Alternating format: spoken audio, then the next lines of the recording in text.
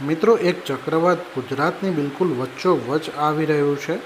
ગુજરાતના તે ઘણા બધા વિસ્તારોમાં થઈને પસાર થશે અને જ્યાં જ્યાં થઈને પસાર થશે ત્યાં મિત્રો ઘણી તબાહી લાવશે.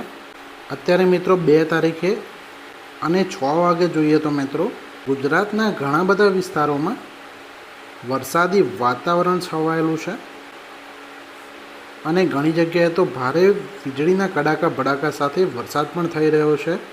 જેમાં ખાસ કરીને જોઈએ તો મહુવા, અલંગ, ભાવનગર, અમરેલી, જસદણ, બોટાદ, આમોદ, ભરૂચ, સુરત, વ્યારા, રાજપીપળા તથા બોટાદ, સુરેન્દ્રનગર, ધોળકા, નડિયાદ, અમદાવાદ, વિરમગામ, ગોધરા, લુણાવાડા, મહેસાણા, હિંમતનગર, ખેડબ્રહ્મા, પાલનપુર, રાધનપુર, થરાદ, આબુ રોડ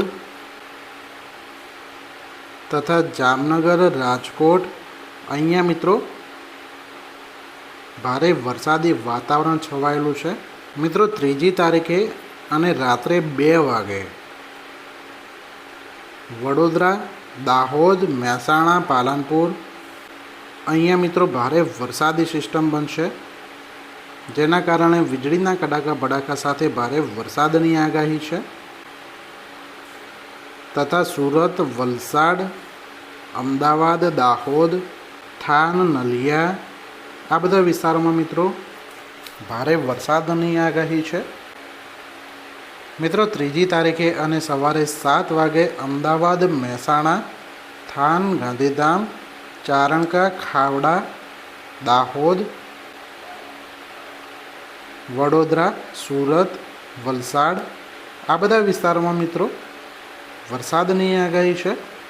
તથા પાલનપુર બાજુ એક ભારે વરસાદી સિસ્ટમ બનવાની છે, જેના કારણે અહીંયા અતિ ભારે વરસાદની આગાહી છે અને રેડ એલર્ટ આપવામાં આવે છે.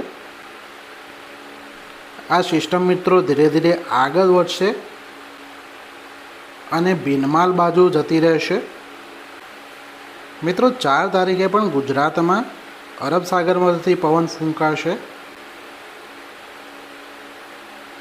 અને ગુજરાતના ઘણા બધા વિસ્તારોમાં વાદળછાયું વાતાવરણ રહેશે અને વરસાદની પણ આગાહી છે, જેમાં ખાસ કરીને ઉના, જૂનાગઢ, ભાવનગર, થાન, જામનગર, દ્વારકા, અમદાવાદ, મહેસાણા, વડોદરા, સુરત, વલસાડ, દાહોદ આ બધા વિસ્તારોમાં મિત્રો વાદળછાયું વાતાવરણ રહેશે અને વરસાદની પણ આગાહી છે. 5 તારીખે મિત્રો ફરીથી વરસાદની આગાહી વધવાની છે. ઉના, જૂનાગઢ, જામનગર, દ્વારકા, ગાંધીધામ, ભાવનગર, વડોદરા, મહેસાણા, ચારણકા, ખાવડા, નલિયા, દાહોદ, સુરત, વલસાડ આ બધા વિસ્તારોમાં મિત્રો વીજળીના કડાકા ભડાકા સાથે ભારે વરસાદની આગાહી છે. મિત્રો 6 તારીખે અહીંયા એક રેડ એલર્ટ બનવાનું છે, જે ધીરે ધીરે ગુજરાત તરફ આગળ વધે છે.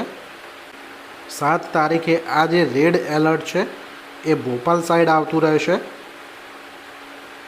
ધીરે ધીરે મિત્રો તે ગુજરાતના લુણાવાડા થઈને ગુજરાતમાં પ્રવેશી જશે, જેને કારણે ગુજરાતમાં ભારેથી અતિભારે વરસાદની આગાહી છે. તમે મિત્રો ચેનલને સબસ્ક્રાઈબ કરી લેજો, કારણ કે હવામાનમાં કોઈપણ પ્રકારનો ફેરફાર હશે તો તમને આ ચેનલ પરથી મળી જશે.